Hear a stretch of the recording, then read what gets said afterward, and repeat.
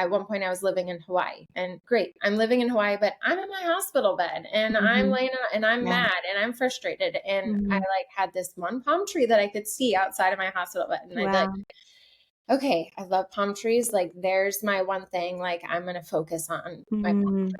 And so I think it's trying to physically find something where I can look. There are glimpses. God gives us those glimpses, just like he gives, the dove to Noah or whatever. But we have to be open to it. We have to be looking for it. And so looking for what that hope looks like. Maybe it's someone listening to this podcast, and this podcast just gives them like that in the little bit of hope, like that mustard seed of faith is really what you need to help you come out of those valleys. And it grows. It takes time. It's like a muscle. You have to intentionally feed it and grow it. And you have to learn to push the negative out, because it is just one part of your chapter of your. So reminding yourself that, if you have to remind yourself that every minute of every day till it gets a little bit easier, then so be it.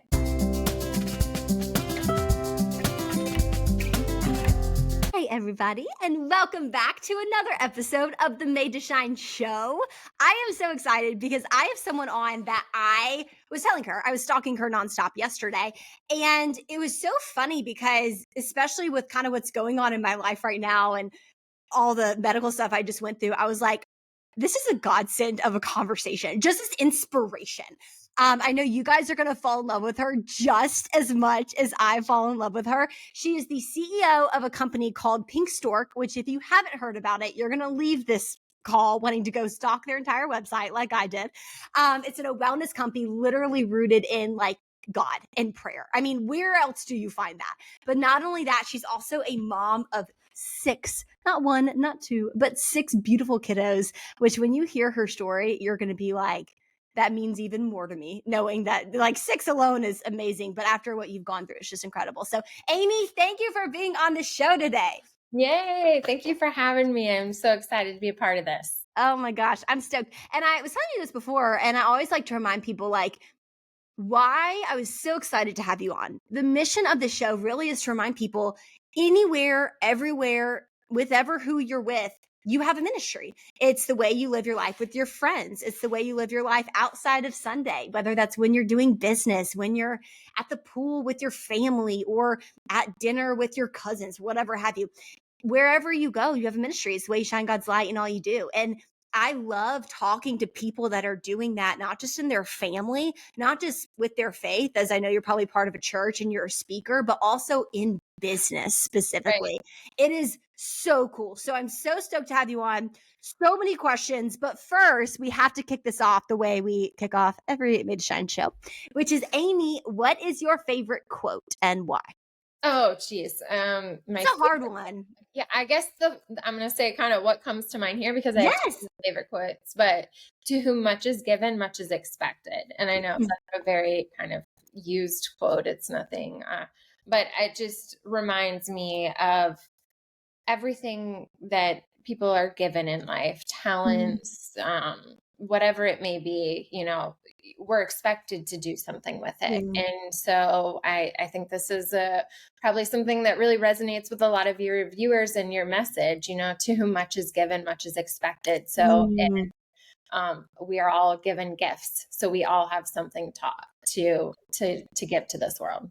What I love about that, and even like with your story, which we're about to get into, I think when you first think of to whom much is given, you think of the good things. It's like, I'm good at this. I was given a lot of health. I was given a lot of money. I was given a lot of connections, whatever have you. A lot's expected. But you never think about the hardships in life. And it's funny, I was listening to a sermon earlier this morning, and my pastor was talking about like, Satan asked Jesus to sift Peter. Why? Because Peter was going to do something amazing with his life. So like our siftings are also great things we were given that we have great expectations when we get through them to give back to. And your story is like an epitome of that, because you went through some of the hardest things I think people have to go through, with so many different layers to it, and just birthed beautiful things from that, like literally and metamorphically, like with your business and everything. So take us back, because I mean, a lot of people might not know your story tuning in. So Right. take us back. I know, your husband was in the military Right. and you got pregnant, and kind of take us to that moment with like you had a lot of health complications come up. Kind Mhm. of talk to us a little bit about that season of life and what that looked like before Pink Stork was created. Right. So my husband and I got married. I got pregnant really quick, like 3 weeks later. And this is after being told that I wasn't even going to be able to have kids by doctors growing up. So I Wow. was just, I was getting on his insurance for the military, and I get a phone call from the insurance, and they're like, "Oh, by the way, you're pregnant." And I was like, "What? I can't get pregnant." And anyways, so I find out I'm pregnant, and then a few weeks later, I find myself on pretty much what felt like a deathbed. I was diagnosed with hyperemesis gravidarum, which I explain to people is like morning sickness on steroids. So I lost a lot of weight. I was basically had feeding tubes, pick lines, all the things in me to just kind of keep me afloat, keep me alive, and functioning just as a living, Mm. breathing adult. And then on top of that, I contracted a blood infection called a Acinetobacter, and the doctors then gave me 24 hours to live. So all this happened really quickly. I just moved. Like I said, I was getting, my husband was getting ready to deploy, and Yeah. I was learning what military life was like. And then I'm pregnant, and then I'm, told I have 24 hours to live. And, to whom much is given, much is expected. I was given, not everything that we get is great, but I was Mhm. given this challenge, and these emotions and these feelings and these struggles for I just remember always asking, like, why me? Like, Mm. why me, God? I was laying in a hospital bed, lonely, not knowing anyone around me. My family would come up and visit when they could. They were in Florida. And you ask, why me? Why am I going through this? Mhm. Why can't I do what everyone else seems to be doing so seamlessly? Yeah. And so I got the answer to that question. It took a few years later, and I went through this struggle. This was my first pregnancy. I did this Mhm. again for my second pregnancy, for my third pregnancy, and then by the fourth pregnancy, I was like, I need to try something different. And so that's where I really, started to experiment with vitamins and supplements, and kind of came up with this protocol that I was able to combat my issues that I was having. And from that experience, I knew that God had something, like he had given me that answer of why me. And it wasn't about me at all. It was about everyone else. It Mm. was being able to help as many other women as I could Yeah. with their own bodies and their own challenges, whether they be mentally, physically, or spiritually or emotionally, and come through and understand that there's just because you're going through something hard doesn't mean that that's where it ends. It's just a Yeah. season of this life. So I was like, okay, how do I do this? And Yeah. um, that's when I decided to start a company that would really do that. At the time, that's what I wanted. I wanted something that said, here are the natural products. That's what Pink Stork does. That they come alongside, they help guide you. We're more than just products. We're really a community of women that understand not only women's physical bodies, but also Yeah. the other challenges that come with physical challenges. Yeah. Yeah. And that was actually something when I was looking at your mission statement and like why you started it. And I want to talk about like community too at some point, because that's so important. Like you Mhm. can physically take all the supplements, but like like we are made to be in community. And if your spirit isn't healthy because you're not able to have the supplements of friendship and like people there for you in your Right. life, especially like I'm not married yet, but I can imagine like there's probably so many women that for them that's just their husband, and for their husbands it's just them. But it's like we were designed to, of course, you need your spouse, but like also have other women who support us. There's so much there. I honestly would be curious too, like taking a step back. Well, you said when you were in that hospital, you kept asking, "Why me, God? Why me, God?" Mhm. I I think what's so powerful about that is you were still talking to him. You were wrestling with Oh, I God. was not happy with him Oh, yeah. in Oh, that. yeah. I can It imagine. was very much desperation, frustration. I Yeah. was so um, mad. Oh, probably just like, I can um relate in a weird way. Two very different things. I will not compare my situations to yours, but I got engaged a couple months ago, and a month later was told I might have bone cancer. Um, That's what I came off of. It that was my January. So you're actually my second episode back from medical leave. um, So luckily it did not. Everything was fine. But I remember for about a month I was in hospitals, just ugh, like, God, I just got engaged. What? Why me? And I was so mad. I was like, this is supposed to be the happiest time of my life. Like, why me? I can't even put a date for the wedding because I don't know if I'm going to need cancer treatment. Like, and praise God, everything came back fine. It's autoimmune related, spoiler alert. But all that to say, which is actually why I was so excited to talk to you. All that to say, I know that feeling of why me. And I think what's so powerful is, people like some people meet God in the valleys of your life, but for me, I'm like, they grow my relationship with him, but it's the stuff I do to build my relationship with God before I get to the valley. Because if I don't have that foundation, when I'm in the valley, I'm like so irritated and I have nothing to cling on to. So just give us a little bit of context faith wise. Like when you were a kid growing up, have you always had this personal relationship with the Lord where you felt comfortable to be mad at him? Some people are like, you're not allowed to be mad at God. You right. can't, so talk to me a little bit about that. No, I mean, growing up, I definitely had a relationship with God. I grew up in the church. I grew up going to church. I would say I hadn't really experienced a lot. I had a great upbringing. Like I hadn't really experienced a lot of trials or trauma. Mm-hmm. If anything, I remember like growing up in church and like people had all these testimonies that were so like, wow. Yeah. And that's what I love too about your podcast is that, you can make an impact in your own world, in your own Yeah. life, in your own family. Like those Mm-hmm. are the people that are really close to you. And, sorry, I had Always welcome.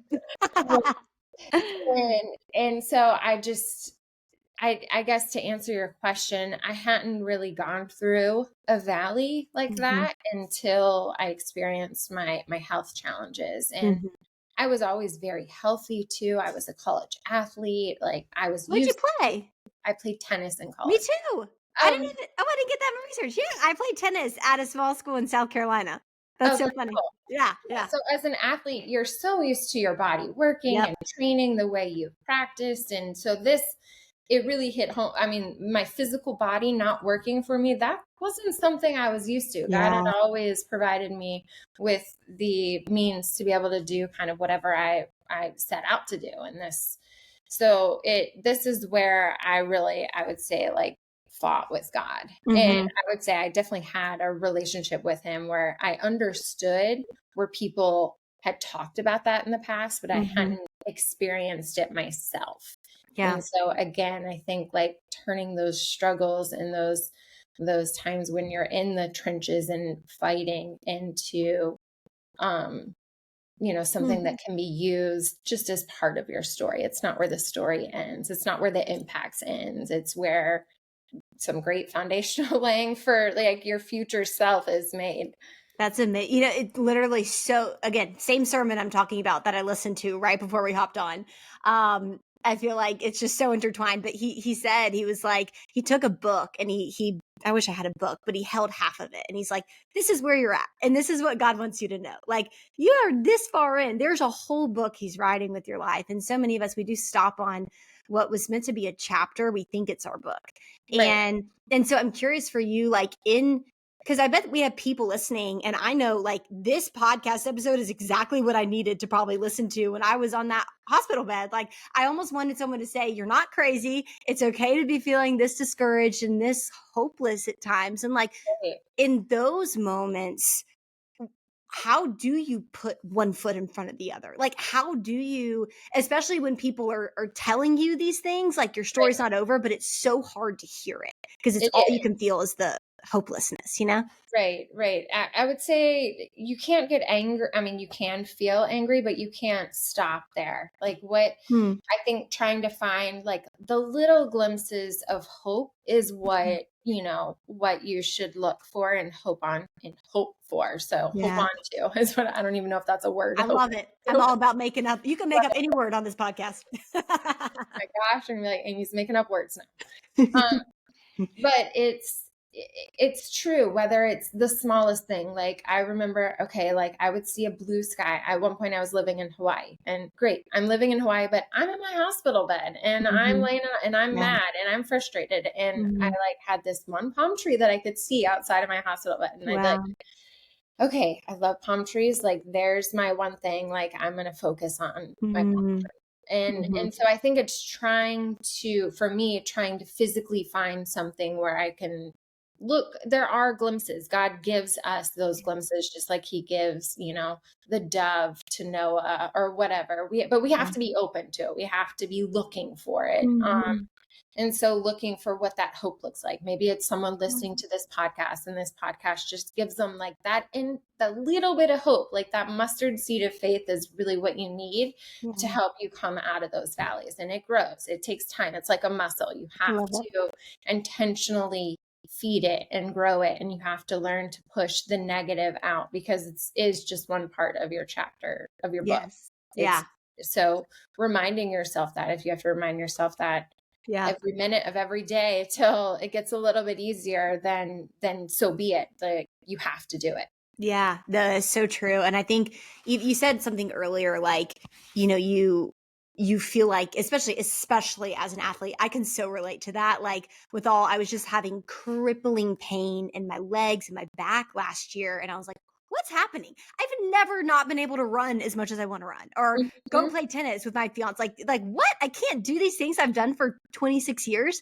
And it's almost like breaking up with how you thought your life should go or how it should be.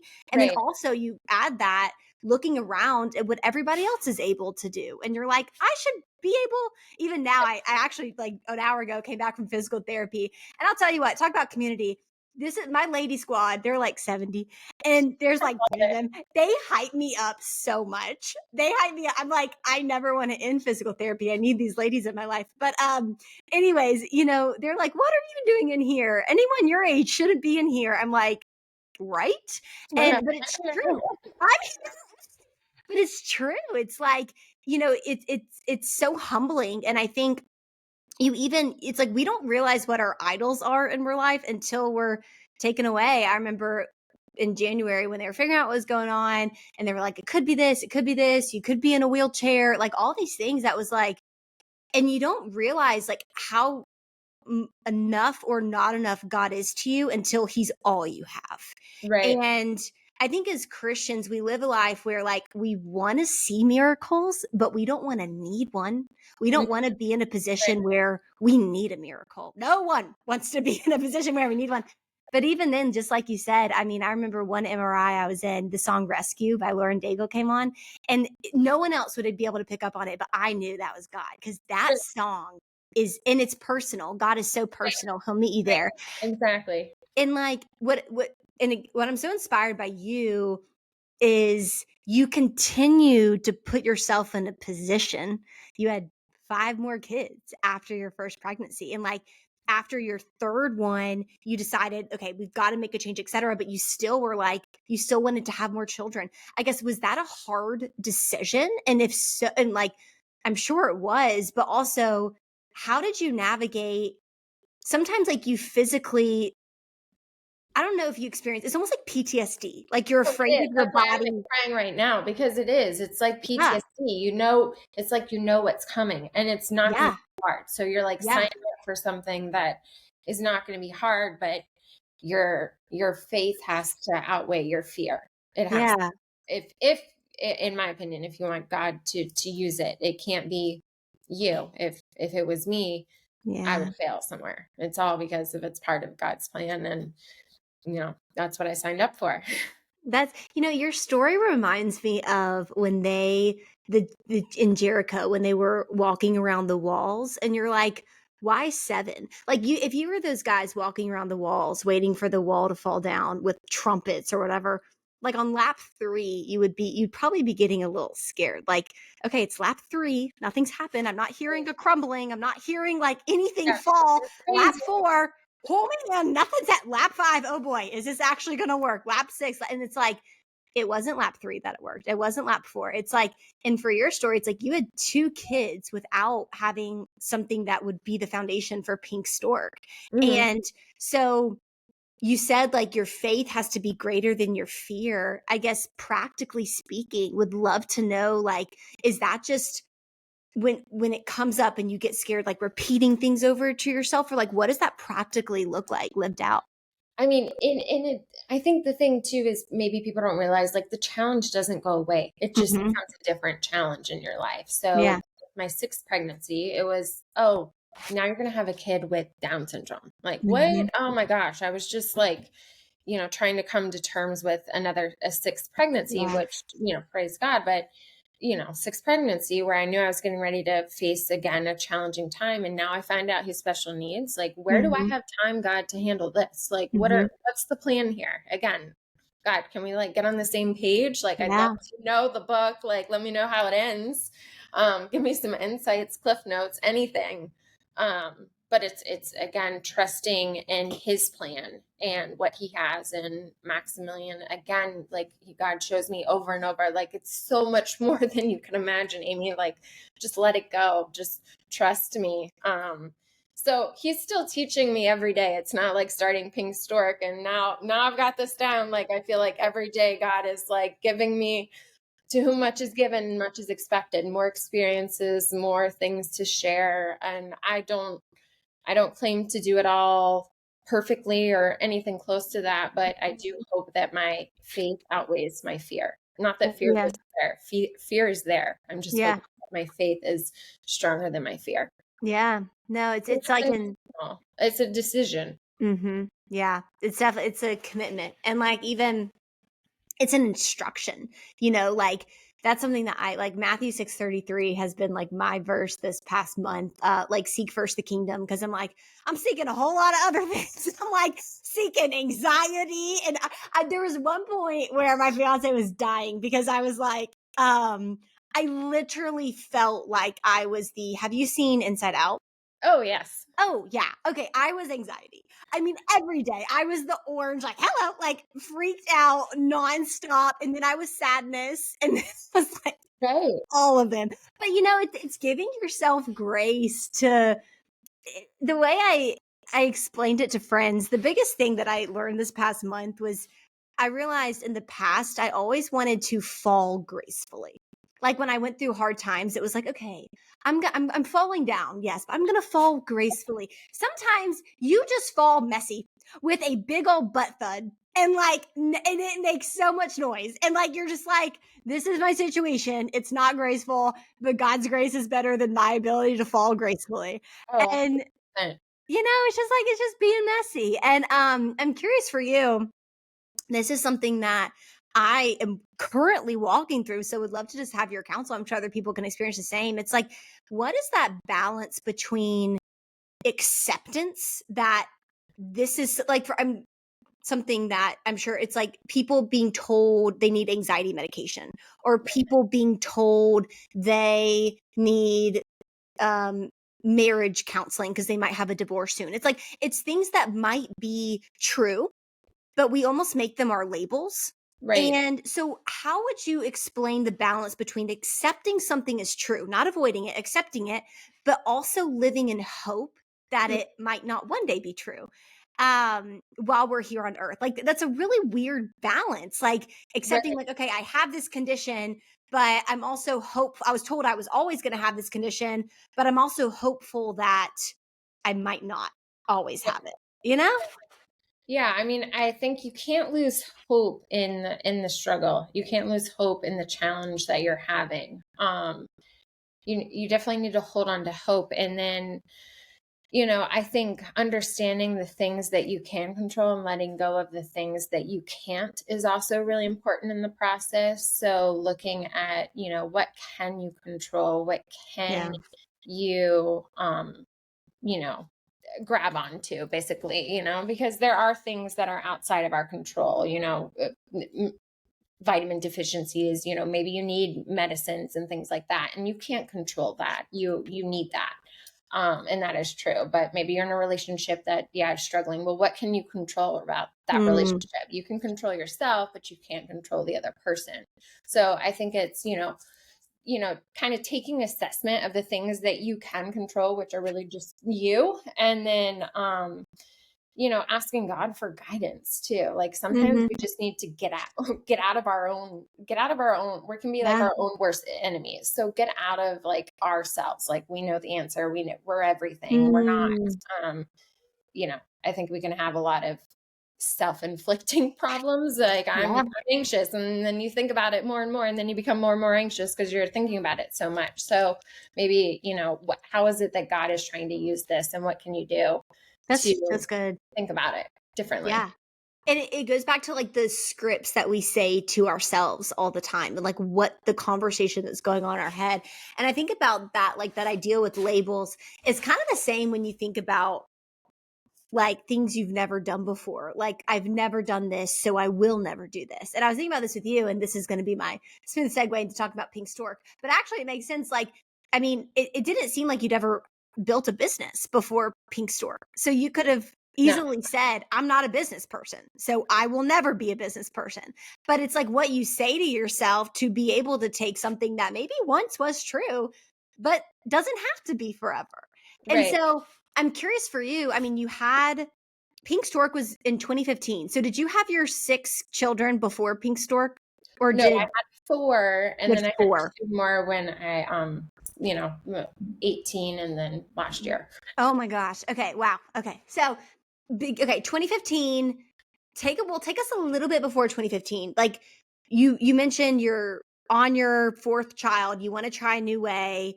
Talk us a little bit more about like what you found that inspired you to ultimately make a business out of something that is so powerful and so important. Right. So there's a few different kind of elements to it all, because you have like the scientific elements of the products and the formulations, and kind of working with the doctors and what I'll call the protocol of what really helped me, which is basically a form of vitamins and supplements and paying attention to what's going in and on your body. And then you also had like the business side of things of setting up a business and, what does this look like? I don't know what I'm doing. I'm like using Google for everything, and living on a military base, going up and letting truck drivers in my, in my neighborhood to drop off, what people thought were drugs in my driveway. Like people thought I was probably crazy. They did. So there's different aspects to it all that I was just kind of trying to put together to the best of my ability, not knowing what I didn't know. And one thing kind of led to another, which it's like, oh, well, that doesn't really tell me anything. How'd you get from point A to point B? But I would really say, God kind of took control of it. And I remember kind of telling God, okay, if I help just one woman, then I did my job. Like this is great. And so I would sleep next to my phone, and on my phone, it would have like a ding every time we got an order. And maybe we got an order like once a night in the middle of the night. And I'd like wake up my husband and be like, oh my gosh, we have an order. Like, so excited. And so that one kind of turned to 10, 100, 200, now women all around the world. So I think it's, being faithful in those little things, in those little moments, and knowing, I mean, there's lots that go into it, but knowing kind of the mission of what you're trying to do with your business, or whatever it is that you're using as a form of ministry. Oh my gosh, yes. And I think what's so cool too is it's being faithful to the little things. It's letting God drive. It's also having the humility and the vulnerability to share where the idea came from. And I don't know if you know Jamie Kern-Lima. She's the founder of It Cosmetics, which is she's amazing. And she always says like, her story of making cosmetics started with her rosacea. She was a news anchor, had brutal rosacea, and no makeup would cover it. And I remember for me, like I struggled with rosacea for years until I actually found her skincare. But for me, and now she's like a bajillionaire because it went so well. But the best companies are the ones that started from someone being vulnerable with their story, figuring out the solution for it, and then sharing that solution. Because the reality of it is, yes, like you're probably not the only woman that's going to go through this, but it requires you to be vulnerable and shine light in something that you struggled with. And I think I just have so much respect for people that look back on their pain and reflect on it so that it can be someone else's survival guide. Like that's how people get through things, is knowing Amy's been through this and look at her. Annie's been through this and look at her. It's just like, that's how you shine light for other people. And so I think that's like, it goes so much into God's redemption story but being obedient to being a vessel in that. And so I absolutely love that. And I think I do actually would love to just geek out on the science a little bit. I am a bit like, I just love wellness. I just am so fascinated by it. And so would love to hear I know there's probably so much science, but the through line of maybe what you found when you were first starting, like this isn't in the industry. People are doing this. Like this is what you need to watch out for supplements. Because if there's one thing I know, the people tuning in take supplements. I take supplements. Like, it's like, what are the do's and don'ts? What do you need to know and why you guys are different? Right. And every body is different too. So what, like your routine, your supplement needs might be different than mine, and they might be different than hers. So I think it's a few things. I think it's getting really in touch with your body and being really honest and about maybe where you're having struggles or where you're feeling like you need help. So kind of just like tuning in, like tune into the body and feel and see if you can't feel that yourself. And then, high quality supplements. There are so many supplements on the market right now. So you want to make sure that you're taking something that you're actually going to get the results and the full benefit of. I also think knowing like what supplements your body can and can't absorb. So like, for instance, folate comes in different forms. So just a lot of education around supplements as well. How do you know if you have good or not good supplements?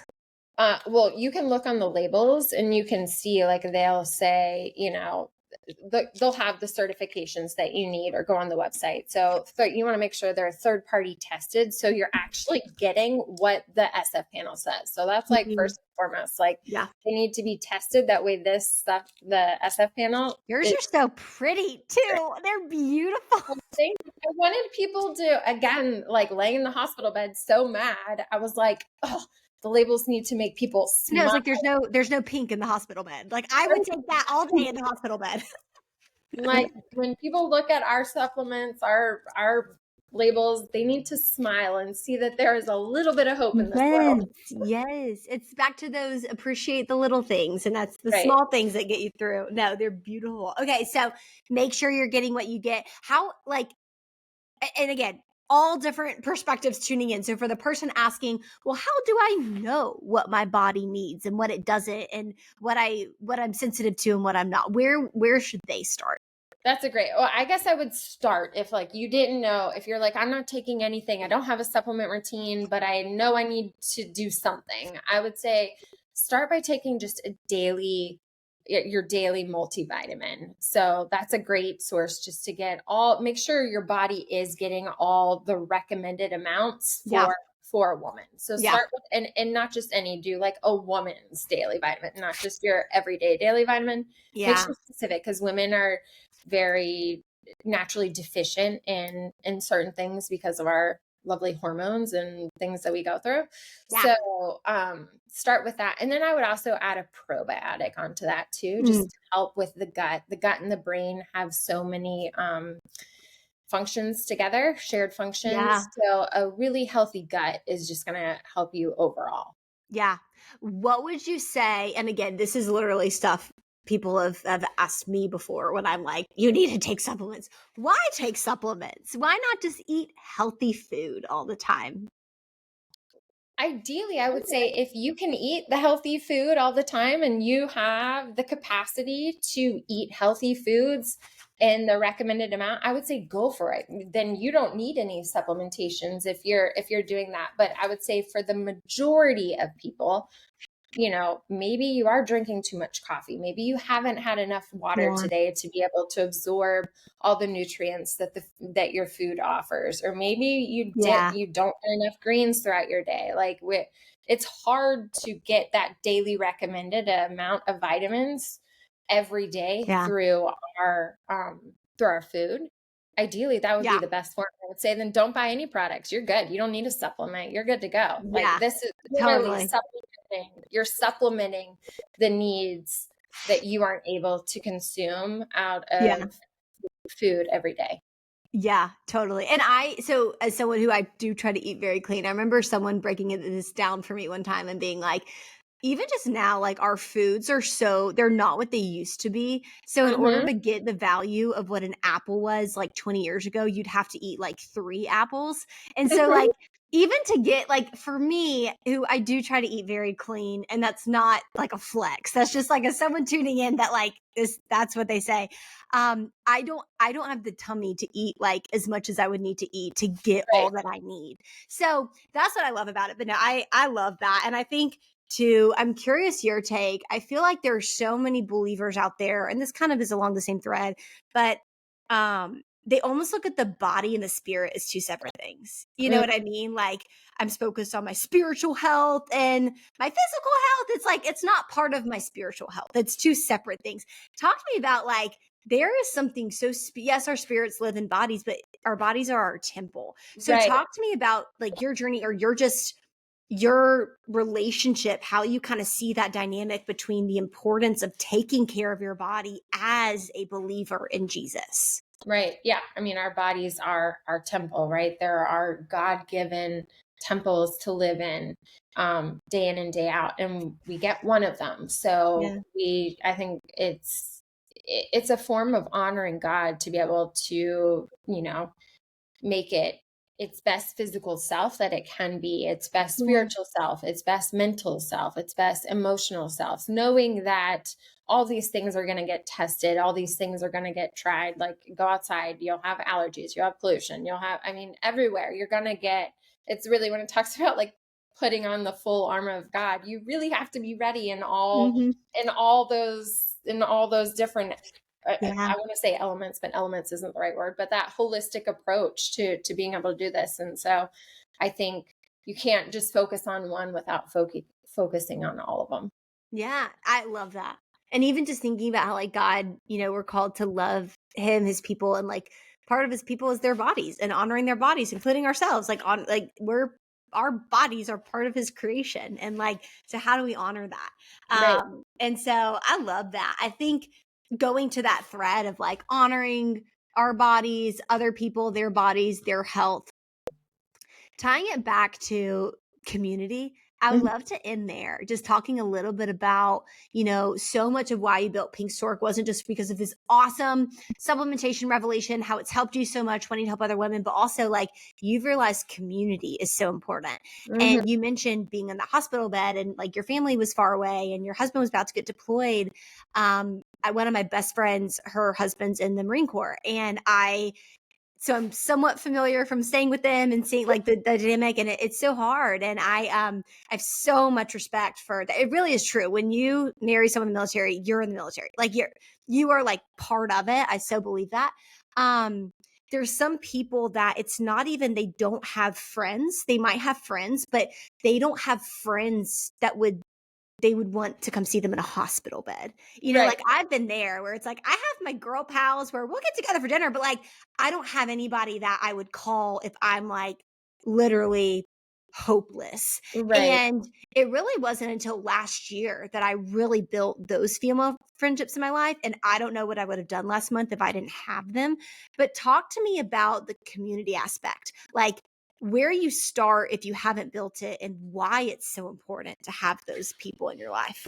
No, that's great. And I love the idea that because you have different elements of friendships. You've got acquaintances, you've got, different layers. And so the layer within Pink Stork about community is kind of that like-minded community. So let's say you're going through cancer treatment. Well, you're not the only one going through this cancer treatment. There's tons of people. And so while you might be isolated in a hospital bed doing that, you're not the only one. And Mm. we're saying all these, I think, like big cancer. Obviously, it's very daunting, but we're also talking about like, where are all the women out there that are just like moms struggling to get a shower? Like Mhm. they exist too, and Yeah. community as well, Yeah. because they're dealing with kids and the monotony of just, or the, I don't know if that's, again, am I making up words, but Yeah. what I'm saying, That's the perfect word, monotony.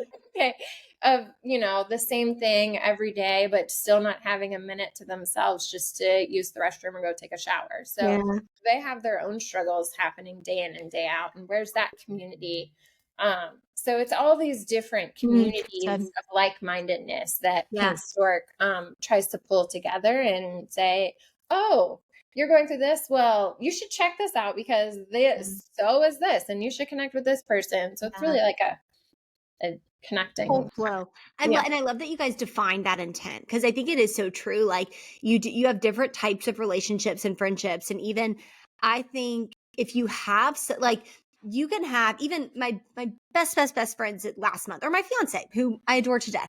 He could not know what I was going through because Right. he doesn't know, and like I didn't have anybody that was going through what I was going through, but I still had a community, an amazing community, but no one could tell me, like, I literally know how you feel. And I think and this is me being vulnerable, I think he'll be okay with this. There were so many times it was my fault. I was like, not resentful, but just bitter. Like, you Oh don't get yeah. it. Like, you're being so thoughtful, but you don't get it. Like, you get to go to work and go on runs every day. I'm in a hospital bed. Like, and I would do anything to go run right now and have Right. a workout for my mental sanity. Um, and I think what's so powerful about that is when you give people that, someone who can just say, I literally get it, it honestly, it helps their other relationships. Mm, Because I think like I had amazing support, but sometimes it was hard to accept the support I was getting because it was like, you don't get it. But if I had somebody that got it, then it would make me more shored up to accept the support from people who didn't get it, but are important in my exactly. life, you Yeah, know? exactly. So, oh my gosh, Amy, you are amazing. Okay, please tell people where they can stalk you and go and purchase Pink Stork and all the things, because I know they're going to want to. Well, you can always check us out on social at Pink Stork. You can get my behind the scenes, kind of see some of the craziness that goes on my handles as well, Amy Suzanne. And then we're available in Target, Walmart, Amazon, just, local health food stores, and then our website. That's amazing. Target. I mean, these are massive stores. That's just so cool. It's amazing. And I cannot get over. I was looking at Hunter and my fiance last night. I was like, they pray over their supplements. Can you get over that? Like, that's amazing. I love that. And what you're doing for the kingdom. I love amazing business women that are also beautiful moms, but are leading with faith. I think it's the coolest thing. So thank you, Amy, for all you do, who you are, and just, you got a whole community cheering you on. Oh, well, thank you. Thanks for having me on the show too.